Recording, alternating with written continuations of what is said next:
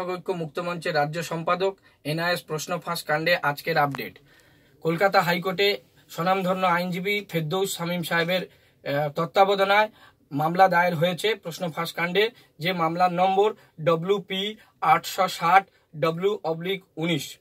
আপনারা জানেন 20 ডিসেম্বর এবং 21শে ডিসেম্বর 506 এবং 507-এর যে পরীক্ষা বাতিল করেছিল এনআইএস কর্তৃপক্ষ, এবং সেই বাতিলের বিপক্ষে এবং যাতে আমাদের আর এই পরীক্ষা না দিতে হয়, গোটা রাজ্যের 1,69,000 শিক্ষকের জীবন জীবিকা যাতে বিপন্ন না হয়, শিক্ষক ঐক্য মুক্ত মঞ্চ লড়াই করছে।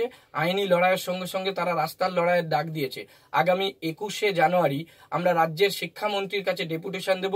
তাই গোটা রাজ্যের সমস্ত শিক্ষক শিক্ষিকারা যারা এই চাকরি পরীক্ষায় প্রশিক্ষণ নিচ্ছেন, সেই শিক্ষক শিক্ষিকাদের বিকাশ ভবনের সামনে করুণাময়ী বাস স্ট্যান্ডে জমায়েত হওয়ার আহ্বান করছি।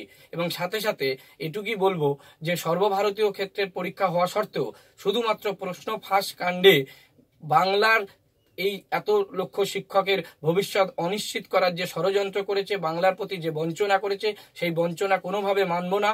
এবং যে নতুন নোটিফিকেশন জারি করেছে 506 এবং 507-এর, যে 3রা ফেব্রুয়ারি 6 ঘন্টা ধরে পরীক্ষা হবে, সেই নোটিফিকেশন বাতিলের জন্য আমরা হাইকোর্টে যেমন মামলা করেছি, তেমনি আপনাদের ঐক্যবদ্ধ জমায়েতের প্রয়োজন।